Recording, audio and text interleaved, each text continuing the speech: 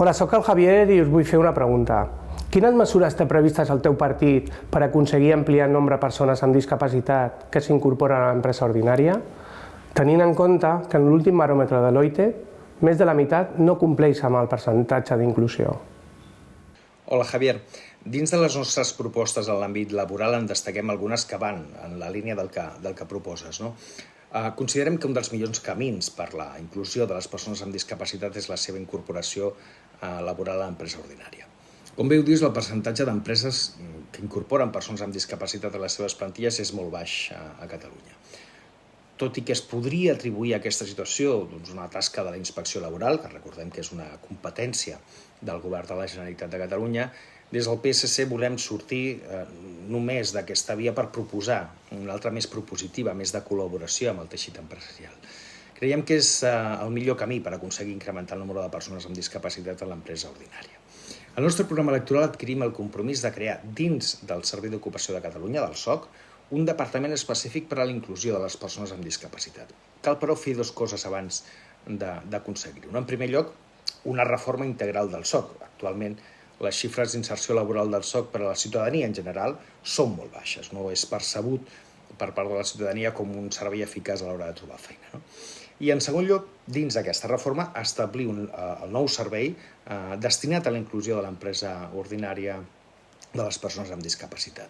Necessitem un equip de persones que parlin amb les empreses, que els expliquin els avantatges fiscals i socials que té complir amb la LISMI i cal que els hi acompanyem.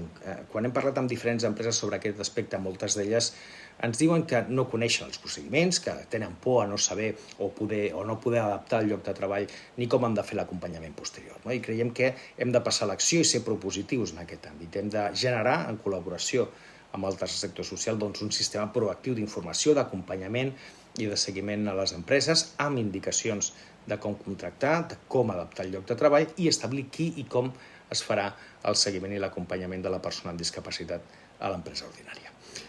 En resposta a la pregunta que ens fa el Javier, nosaltres ens agradaria dir que l'enfocament de les polítiques actives d'ocupació parteix, evidentment, de la comprensió de que la vulnerabilitat no és inherent a les persones, sinó que és una situació derivada de les desigualtats, la qual, a la seva vegada, és el resultat de tracte discriminatori. Per tant, l'objectiu és actuar sobre les causes de la desigualtat, posant èmfasi en els col·lectius com les dones, les persones joves, les persones de més edat, les persones migrades, les persones amb discapacitats, entre molts altres, i que tenen més dificultats per poder accedir a un lloc de feina. Això també implica adoptar una nova perspectiva sobre la relació amb les empreses, comprendre que les seves necessitats i promocionar-los suport de manera efectiva. Tanmateix, requereix una visió territorial on els plans d'ocupació s'adapten també a les particularitats de cada regió, amb la participació i el consens dels diferents agents implicats en aquell territori específics, com per exemple,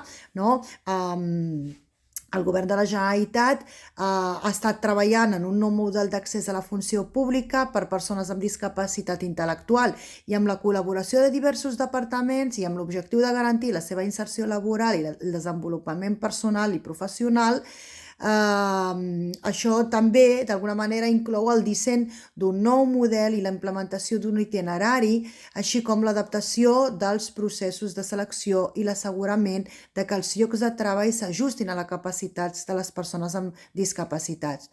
S'ha reforçat també el principi de no discriminació per raó de discapacitat, tant com a l'orientació per les administracions públiques com a dret dels empleats públics. Hola, Javier.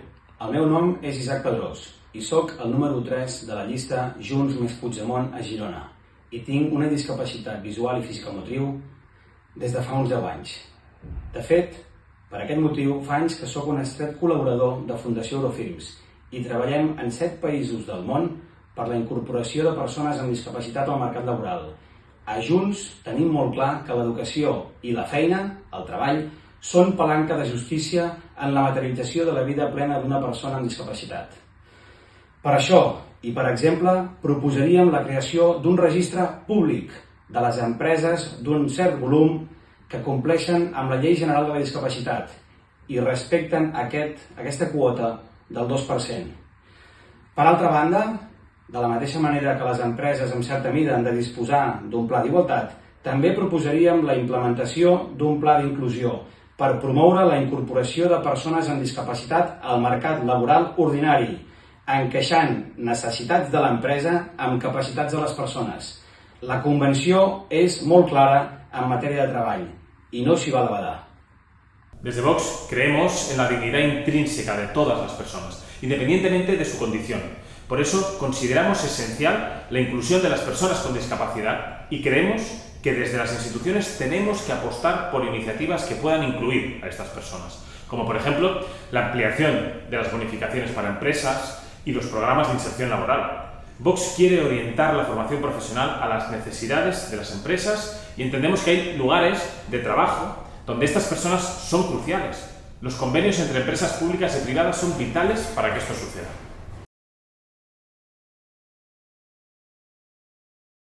Preguntaves quines mesures pensa prendre el nostre partit per ampliar el nombre de persones discapacitades que s'incorporin al món de l'empresa, tenint en compte que més de la meitat de les empreses és cert que no compleixen amb aquest percentatge d'inclusió. Bé, el que nosaltres ens plantegem per fer complir les quotes de contractació laboral de persones amb discapacitat és que fonamentalment cal que avancem amb les exigències de la contractació pública a una introducció de clàusules socials que incloguin l'exigència de compliment d'aquesta quota de reserva que estableix la normativa. I d'altra banda, això va necessàriament de la mà amb la coordinació d'actuacions amb la Inspecció de Treball perquè aquesta controli el seu compliment efectiu.